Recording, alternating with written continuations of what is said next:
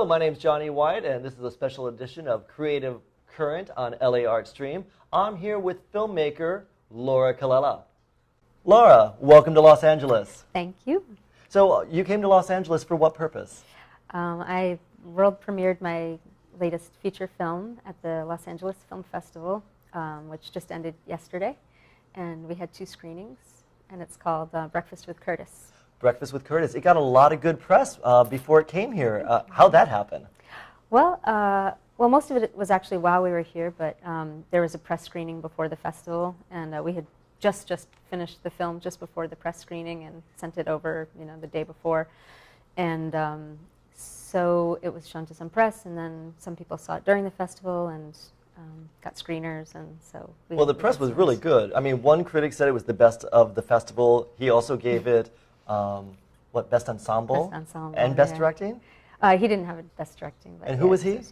It's a site called Living in Cinema, and he was a big fan of it and a nice guy. We met him during the festival. Was that Jackson? Jackson, yeah, Jackson. Okay. And what was the other website that really loved you? MSN Movies gave us a really nice write-up, and then we had some other interviews and things like that. Well, I have to say, knowing your film work as intimately as I do, this was by far your greatest achievement. Oh, really, seriously. What was different about this film relative to your other previous feature films that you've made? Well, it was, all of my films have been really shoestring budget, kind of indie style, but with this film, the technology has kind of gotten so high quality and sort of so accessible that I was really able to make a no-budget film, basically. I kind of recruited everyone. I live in a 3-family house in Providence, Rhode Island, so 3 apartments, and there are 5 of us total kind of who live in there. And then there's a house next door where there's a family, a couple with 2 sons.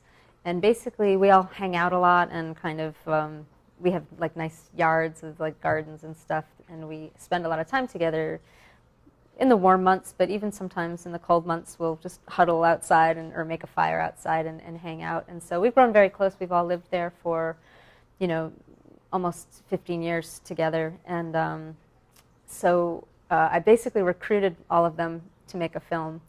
And we used our homes and gardens as locations for about 95% of it. So we shot just a couple of other locations. So utilizing your direct community and very direct, yeah, exactly. And your locations, you were able to keep the budget to nothing. Yeah, basically. I mean, I didn't even provide them with food or water or anything, because people just would go. We'd plan we didn't shoot a traditional 12-hour day or 8-hour day. Even we would shoot for a few hours with any given cast member at a time, because it I don't think it wouldn't have made sense to kind of kill ourselves to do these 12-hour days. So basically I would schedule around meals so that, it would be like after they had lunch or before dinner, or, and when the light was right, and we made it, we worked it out so that it was very low production costs. I mean, I invested in the camera. I bought a 5D, a Canon 5D camera, which is a, SLR kind of still camera that shoots video, and beautiful video. And I borrowed a lot of equipment from the Rhode Island School of Design where I teach. And I used a couple of people from the crew, from the cast also were crew, and I also recruited another filmmaker friend, Jake Mahaffey, who's a great filmmaker, who happened to live a block away from me at the time. So he shot a few scenes. And I also had a student from RISD working all the time as a sound person, pretty much all the time. Now, I went to both screenings here at the LA Film Festival, and you are fairly modest to your total involvement in every level of the film. I mean, you directed it, you wrote it, pretty much produced it, and you edited it. So you were kind of... And I shot most of it. You shot most of it, and you weren't a one-woman crew because you did have help, but you were essentially, how other films are made, it was a one-woman endeavor, as opposed to with Tax Day or Stay Until Tomorrow, your other 2 previous features. Those had little budgets and had pretty massive crews. Yeah, yeah. And in a way, this is kind of it is going back to the way I first started making films, which is, as a student, I was an undergrad at Harvard, and it was a very production-oriented department, which sometimes surprises people because they think it's, theory or something like that. But it was a very production geared, a department geared towards hands-on, making films and sort of developing your sort of vision as a filmmaker and learning all aspects of production. And it's very similar to where I teach now at RISD. We also, the students also learn everything about production so that you're able to, to not just sit around and wait for someone else to, be able to direct your film or produce your film or shoot your film or edit. It empowers you to be able to do a lot by yourself. So your early shorts, Eyes of a Blue Dog and The Same Arc, and then Statuary. Eyes of a Blue Dog and The Same Arc, were they more of a Laura Colella production, and then and then Statuary, you moved forward and got a crew? Well, Statuary was similar. I shot most of that, although I had a part in it too. So I would usually just basically set up the camera for someone else to kind of operate. But those were definitely much more hands-on. I mean, my other two films, the first two features, were also pretty hands-on in that I wrote, directed, produced, and edited. I had producers working with me for both of those projects also, but mostly, I mean, when it comes to, really the whole process from like going into, pre-production through editing is like maybe 2 years probably per project, less with this one. You're pretty much an auteur. Well, yeah, I mean, whatever other people are working on it are working with me for like, 6 weeks or something like that, and then it's like, and then I'm by myself for the rest of it, either setting it up or editing it. So in those times, it's lonely, but for a while I have. Well, with your script, with Tax Day, that was an original script, and then you were a Sundance Fellows with Stay Until Tomorrow. How did this script differ in its origin? Well, with the other projects, I would sort of start collecting ideas for scripts from a lot of different places. Like, I never start with a plot. I sort of start with details, ideas for sort of themes, or just picking up little bits from my environment or from conversations I overhear, people I meet. So in a way, I kind of write and develop scripts from the outside in, which is different from, I think, the way people are sort of taught to write screenplays with a plot that you then sort of fill out and create a structure for. So instead, I kind of start with a lot of details and then find the story that connects them and create the structure from that. And with this one, I guess what was different was that I didn't really have like an incubation. I mean, I didn't really have a conscious incubation process for it. In a way, you could say that my 15 years of living with these people was the incubation process for it. But really, I had been trying to get another feature project off the ground for about 4 years. I was really like just doggedly trying to get this other feature made, but it was a bigger budget. We needed at least $5 million, and people were telling us, no, it's going to cost more than that. So, but I went through thing of sending the script to a lot of producers and having a lot of meetings, and I had producers attached, and then they dissolved their company and detached, and so it was a lot of frustration. Until finally I said, God, I'm a filmmaker. I need to make a film like soon, because my last film had been finished in 2004. And so I basically grouped together all of my, housemates and the family next door and proposed to them this idea in June of 2010 and said, what do you guys think? What if we came up with an idea for, and really I didn't know what that idea was going to be at all then. And everybody was immediately like super into it. And so I interviewed everybody separately, and we had sort of brainstorming sessions, kind of playing around with story ideas. So that was a very different process for me to kind of start a project that way. It was a pretty unique experience to go about it that way. Well, the cast was great. I mean, I think people were really shocked that it wasn't cast, that you actually just took people you knew who lived right, who were immediately in your life, and you put them in your film, and you got performances from everyone that really, they were stellar performances. Oh, thanks. Yeah, some people have been surprised when they see it, and they don't know that. They're like, what? Like they can't, you know, they're really surprised that they weren't actors that I cast, and you know that they're actually people that I live with. I mean, it's pretty bizarre. Was it Thinking easier? about it. What was the difference of directing your family and friends versus directing these actors you've cast? In this Not project, like, or in, like like how is versus this different? Tax Day or Yeah. versus Stay Until Tomorrow. Well, this was just a very relaxed shooting situation for the most part, because there wasn't the kind of pressure of a big crew and quite as much time pressure. So there was always the sense that, all right, if we don't finish the scene today, worst comes to worst, we'll finish it the next time it's sunny, or you know the light is like this, and so that was, you know, there was a little bit of time pressure, but not nearly as much as with the other projects, and not nearly the sense of you know, financial pressure and restraints. So so I think that relaxed feeling gave them a lot, you know, gave them confidence and kind of made them feel comfortable. And they also, I think, had a lot of trust in me. And you know, sometimes they weren't really sure what I was doing or why I was doing so many takes. But I just had to, you know, tell them, no, this is, you know, I really need these takes. It's funny, Ginny, who plays Curtis's mother, actually didn't realize that multiple takes were like a normal thing. So the first time we shot with her, she was like, what am I doing wrong? Like, you know, she actually said to Aaron, I think, what am I doing wrong? Because she didn't realize that was just the, you know, I just neglected to tell her, oh no, this is normal.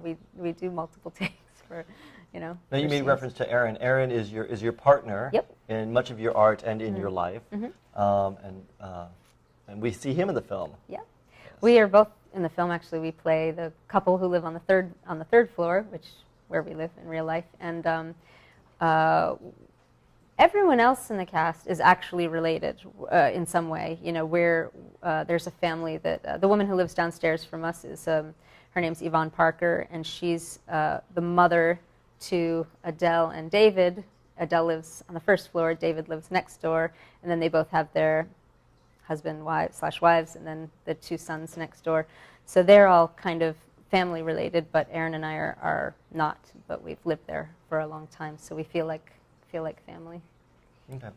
So right now, let's watch a clip of your film. Okay. What clip will you show? This is from the very beginning of the film, because there are so many sort of surprises later in the film that I don't like to give them away. So I'm going to show kind of a setup clip that it's at the beginning of the film, and shortly after this clip, we cut to 5 years later. And so this is kind of an incident that happened 5 years ago between these neighboring houses that created a kind of hostile, like bad blood between the two houses. So that's how it begins, and then we cut to 5 years later and sort of what happens after. So right now, a clip from Breakfast with Curtis.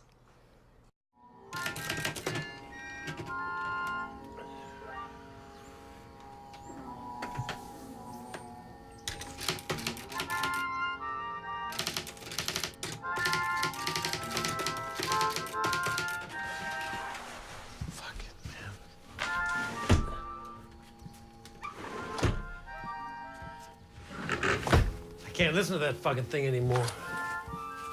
I'll call his mother. It's too hot to have the windows shut. Just turn the music up.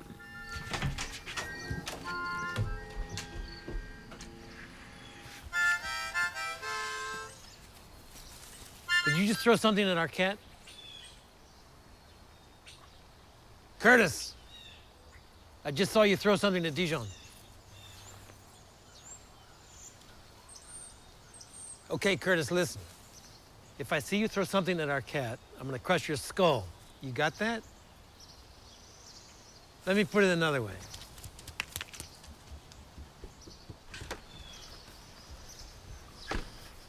Miserable little bastard.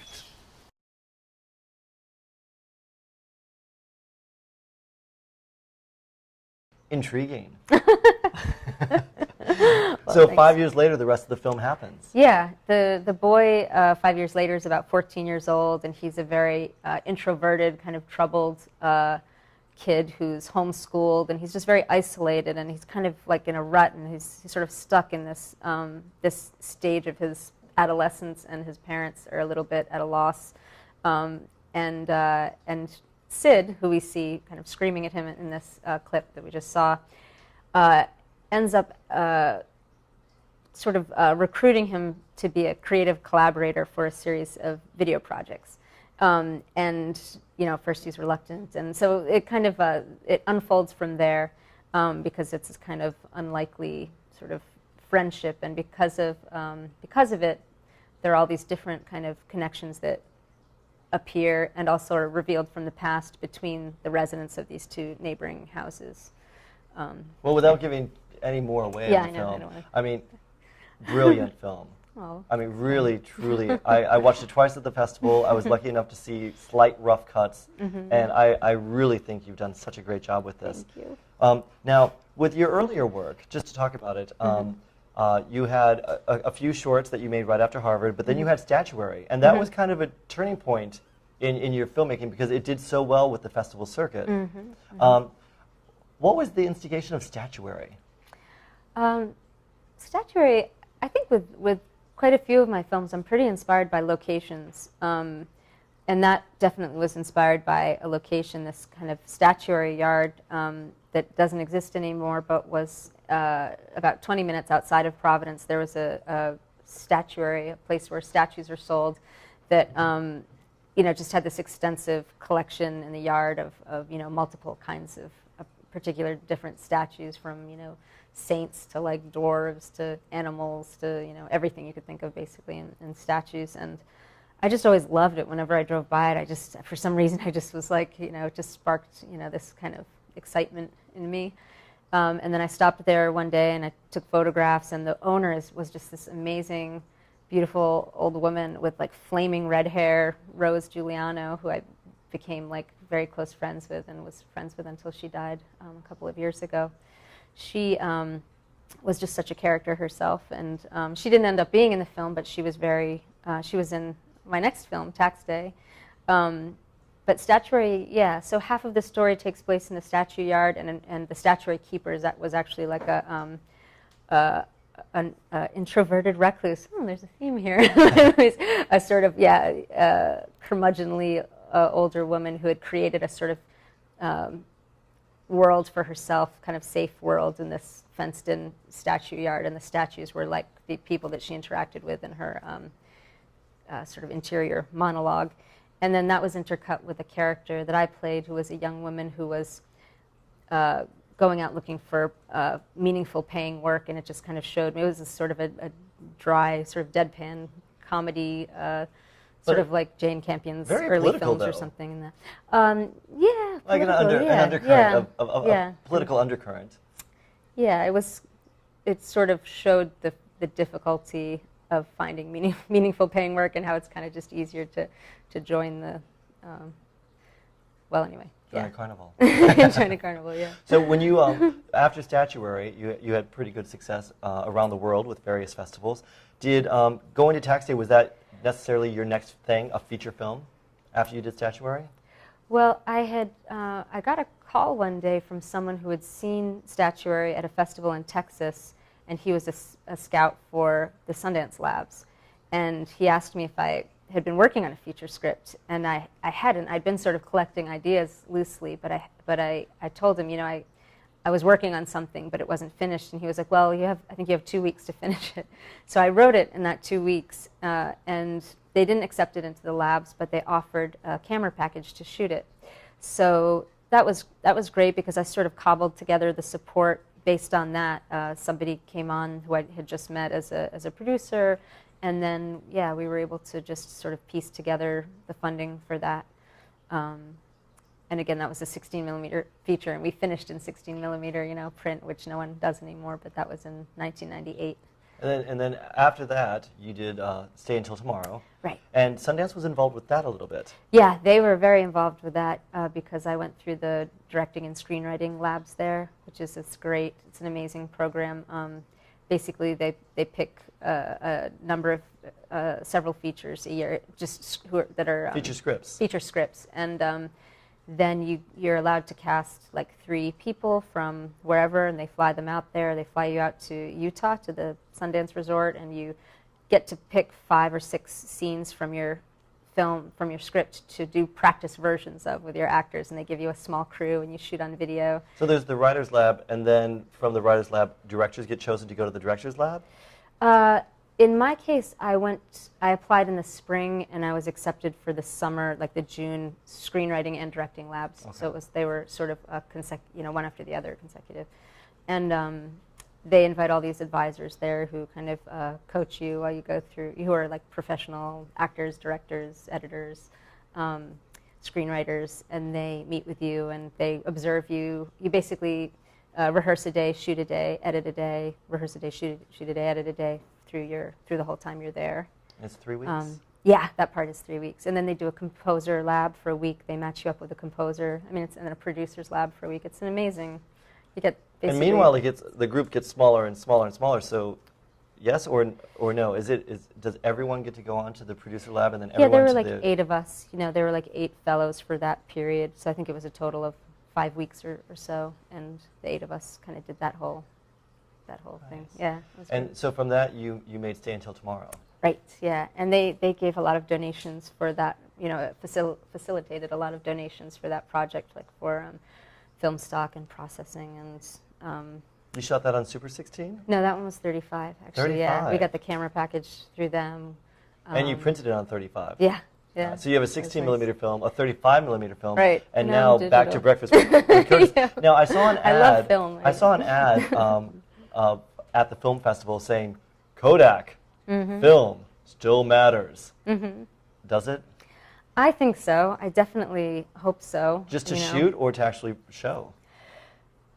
Well, I mean, do you think it's more important to show the film on film, or do you think more important to shoot parts of the film on film? I do think that there is something about, I guess there are theories about the flicker of film, and I feel like there is something a little different about watching a film than watching a digital projection. So I just like the feel of it, the look of it better. I don't know, The Canons have made a huge leap forward. I mean, I know Oh, a a lot couple of of years ago, different cameras it seems like the Canon, everyone's using the Canon now. Mm-hmm. It seems like digital age has kind of progressed and is really making. I mean, Kodak stock is going down, and all this is happening, but it seems like digital is a relevant, look now. Well, it's I mean, Canon is coming out with high-end cameras. There's the Alexa, there's the Red cameras there. So there are a lot of high-end digital cameras that that people are using. But I think I hope film can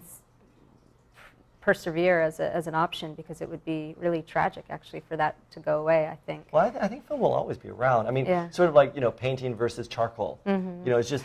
I think it'll make film even more artistic. Yeah. Like the true artist, you'll go to museums and watch films made on film rather than. There are a lot of major filmmakers now who are staunch advocates and defenders of film and doing all they can to keep it alive. So we're running out of time, because I could sit here forever and talk to you and praise your artwork and just scream about how amazing Laura Colella is.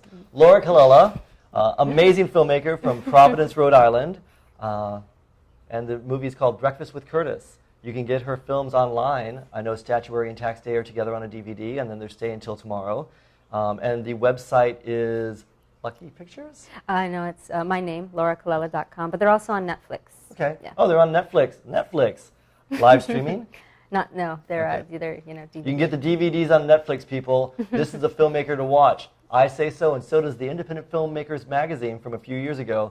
Laura Colella, amazing filmmaker. This is Johnny White with LA Art Stream and Creative Current. Thank you for watching.